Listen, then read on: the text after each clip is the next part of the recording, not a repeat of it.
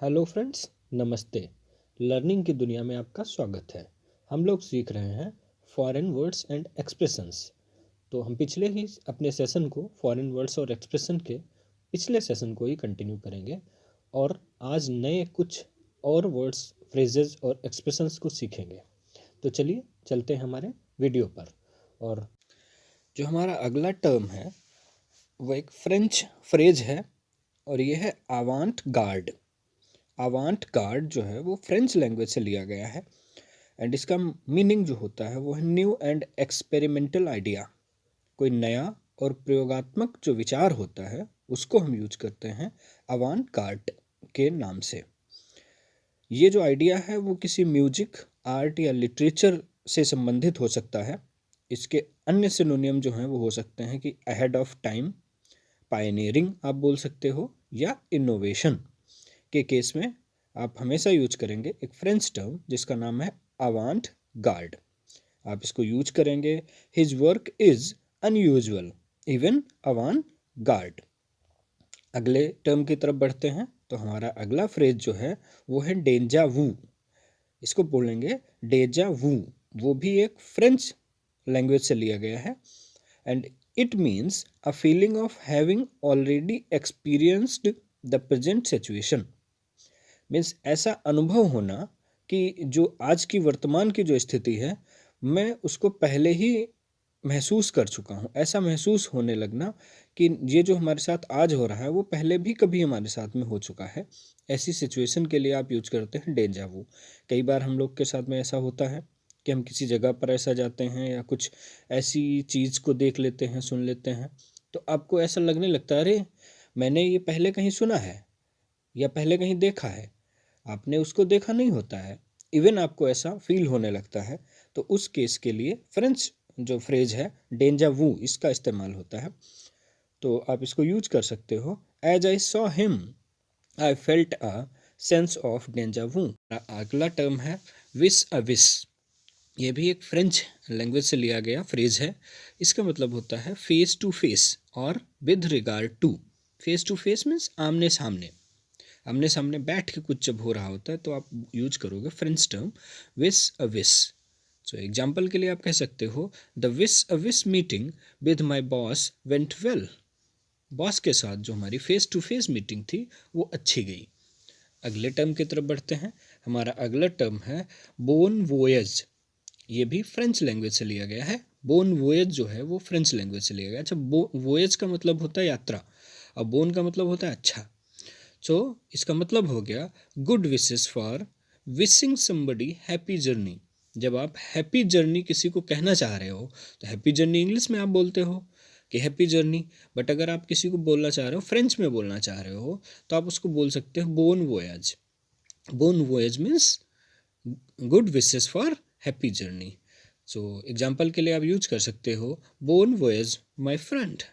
मेरे फ्रेंड, शुभ यात्रा, आपकी यात्रा मंगलमय हो। अगला जो हमारा टर्म है वो है बोन अपीटी। बोन अपीटी ये भी एक फ्रेंच लैंग्वेज से लिया गया है और बोन का मतलब फिर से वही है कि बोन का मतलब अच्छा होता है और अपीटी का मतलब यहाँ पे एपिटाइट से है। एपिटाइट का मतलब भूख, अच्छी लगे। तो जब आप खाना खाने बैठते हैं, विशिंग फॉर हैप्पी फूड, किसी को खाना खाने बैठने से पहले आप फ्रेंच में कह सकते हैं बोन एपिटी। मतलब जो आपका खाना है आपको अच्छे से पसंद आए, आपको अच्छा लगे, उसके लिए आप यूज कर सकते हैं। तो आपने यूज किया bone APT, enjoy the dinner. तो हमारा जो अगला टर्म है वो है मालेफाइड। मालेफाइड जो है वो लैटिन लैंग्वेज से लिया गया है। ये बोनाफाइड का एंटोनियम होता है।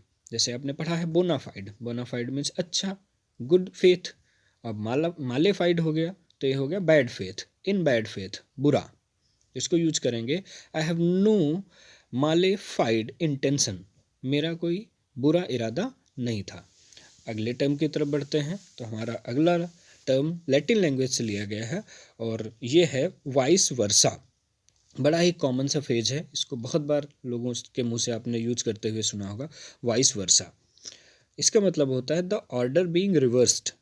मीन्स किसी चीज़ का शब्द क्रम उल्टा किया जाना।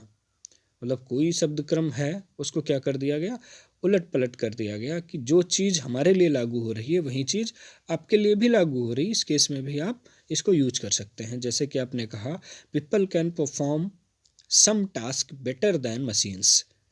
इंसान जो हैं वो कुछ काम जो हैं वो मशीनों से अच्छे कर सकते हैं। Can and vice versa.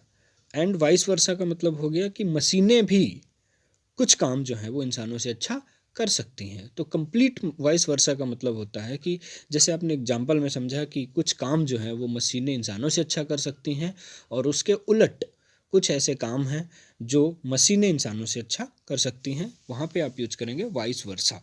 मतलब जैसा मेरे लिए वैसा ही आपके लिए भी होता है। अगला जो फ्रेज है वो है आला कार्टे। जो आला कार्टे वर्ड है वो फ्रेंच लैंग्वेज से लिया गया है, और इसका मतलब होता है एवरी आइटम डिफरेंटली। मीन्स हर जो सामान है, एवरी आइटम जो भी है आपके पास में, वो डिफरेंटली अलग अलग तरीके से कस्टमाइज करना, अपने हिसाब से किसी चीज़ को कस्टमाइज कर लेने के लिए आप यूज करते हैं a la carte. For example, there is an excellent a la carte restaurant for hotel residents. अगर हम अगले फ्रेज की तरफ बढ़ते हैं तो हमारा अगला फ्रेज है TET A TET. TET, TET a TET. ये फ्रेंच लैंग्वेज से लिया गया है, और इसका मतलब होता है अ प्राइवेट कन्वर्सेशन। अकेले में की गई जो बातचीत है उसको बोलते हैं टेट ए टेट। सो इसको यूज करते हैं, we must have tete a tete some time. तो हमारा अगला जो फेज है वो है अब इनिशियो। वो लैटिन लैंग्वेज से लिया गया है, और इसका मतलब होता है एट फर्स्ट टाइम, पहली बार में। सो फॉर एग्जाम्पल आप कह सकते हैं the agreement was declared wide अब इनिशियो। अगले फेज की तरफ बढ़ते हैं तो हमारा अगला जो फेज है वो है एड इन्फिनिटम। वो भी लैटिन लैंग्वेज से लिया गया है। एड इन्फिनिटम लैटिन लैंग्वेज से लिया गया है, और इसका मतलब होता है something is going on infinite.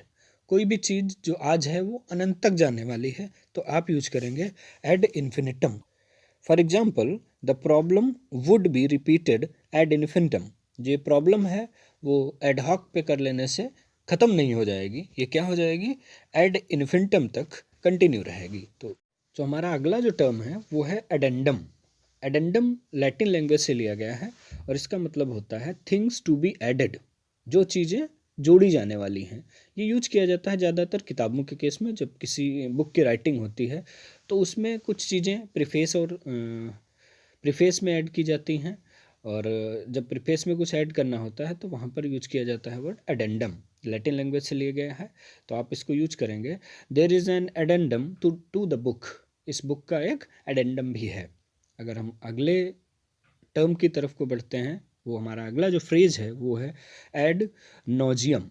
Add नोजियम जो है वो लैटिन लैंग्वेज से लिया गया है, और इसको यूज करते हैं स्टेट ऑफ वॉमिटिंग और बेल्चिंग।